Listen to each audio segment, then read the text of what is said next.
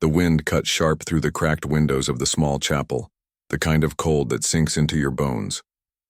Emma Dawson stood at the altar in a second-hand wedding dress, her hands trembling, not with nerves, but with disbelief. Across from her stood a man in worn boots, his coat patched with years of weather.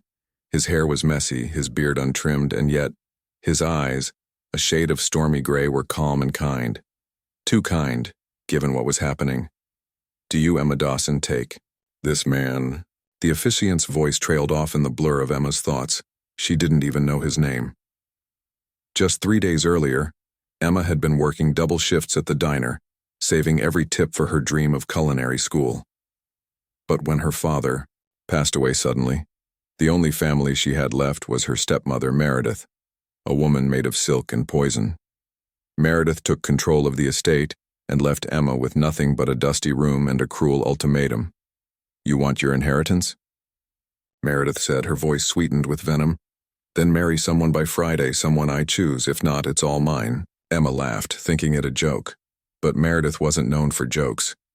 2 days later, Meredith brought him, the man in the alley behind the soup kitchen, holding a cardboard sign and a mangy mutt. "This is Jack," Meredith said, grinning, like a cat. "Your groom." Emma stared in horror. "He's homeless." "That's the point," Meredith purred. "You want money? Fine. But you'll have to marry a man with less than nothing. Let's see how long you last." Emma almost walked away. But something about Jack, the way he gently fed the dog before himself, the quiet dignity in his posture, stopped her. So now here they were. The ceremony was short. No guests, no music. Just whispered vows, a signature, and a bitter kiss on the cheek. Afterwards, Jack turned to her, voice low and steady. "You don't owe me anything. We can part ways in the morning. I didn't want to be a joke." Emma looked at him then. Really looked. Not at the rips in his coat or the dirt under his nails, but at the man beneath it all. "Neither did I," she whispered. They ended up sharing coffee in the diner that night. Jack didn't speak much, but when he did, Emma listened. He told stories of places he'd seen, books he loved, how people treated you differently when they thought you were nothing. He never asked for sympathy, only offered kindness. In the days that followed, Emma brought him leftovers from the kitchen. He helped fix a broken chair in the diner, rescued a kitten from a storm drain, and once gave his only blanket to a pregnant woman in the shelter. Slowly, the walls between them began to crack. "Why are you like this?" Emma asked, one evening over lukewarm tea. "Like what?" Jack smiled. "So kind. Like the world didn't crush you." He looked out the window. "Because I know what it means to be invisible. And I never want to be the reason someone else feels that way." Something shifted in Emma then. She wasn't playing house anymore. She was falling for someone who saw her, not as a pawn or a burden, but as herself.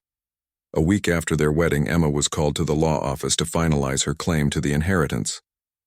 Meredith was already there, wearing pearls and a smug grin.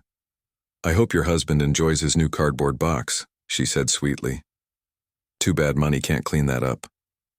Before Emma could answer, the door opened. Jack walked in. But this wasn't the Jack from the alley. His beard was trimmed, his coat replaced by a tailored suit. He looked every bit a man who belonged in that room. Meredith's smile faltered. The lawyer cleared his throat. "Apologies for the confusion, Ms. Dawson. Your husband, Mr. Jack Hartwell, has submitted a motion to transfer the estate into a charitable trust on your behalf." "Wait," Emma blinked. "What?" Jack stepped forward, gently taking her hand. "I didn't lie, Emma. I told you I'd leave if you wanted me to. But I didn't tell you who I really was because I wanted to see who you really were." He turned to Meredith. "My name is Jack Hartwell. I own Hartwell Enterprises, and I've spent the last year undercover, trying to understand where our philanthropy really goes. Turns out the system fails people every day, but people like Emma, they don't." Meredith's face turned a shade of white that could bleach paper. Jack turned back to Emma. You treated me like a person when no one else would. You believed in me when you thought I had nothing. I've never known love like that." Emma felt tears rise. "You're not the only one." They didn't need a castle or gold rings. Just each other, and the knowledge that love, real love, doesn't care about bank accounts or designer shoes. It grows in soup kitchens, in shared coffee cups, in the quiet moments between two hearts that recognize the same beat. Together, they turned the estate into a shelter and community kitchen, named Dawson House, where no one was invisible and everyone was seen. And in that little corner of the world, a once homeless man and a girl who believed in kindness proved that compassion isn't weakness, it's the beginning of everything, the end. Life didn't magically become perfect overnight. Running Dawson House was hard. There were setbacks, leaks in the roof, funding hiccups, days when the line for food stretched down the block. But Emma and Jack were there every morning, aprons on, sleeves rolled side by side. They had traded diamonds for dedication, luxury for laughter, and it turned out it was the richest they'd ever felt. Word spread quickly about the couple who started a shelter out of love. Volunteers came, retired, teachers, former clients, even some of Jack's old business contacts who had no idea where he'd disappeared to for a year. They didn't recognize the man who used to close billion-dollar deals as the one now serving stew in the kitchen, but they respected him more. As for Meredith, well, losing control of the inheritance was only the beginning. An audit of her personal finances revealed some uncomfortable truths: fraud, misuse of estate funds, and other small crimes that added up to a larger consequence. Jack didn't press charges, but he made one thing clear in court: compassion isn't weakness. Greed is. Meredith was left with her name, and not much else. A year passed.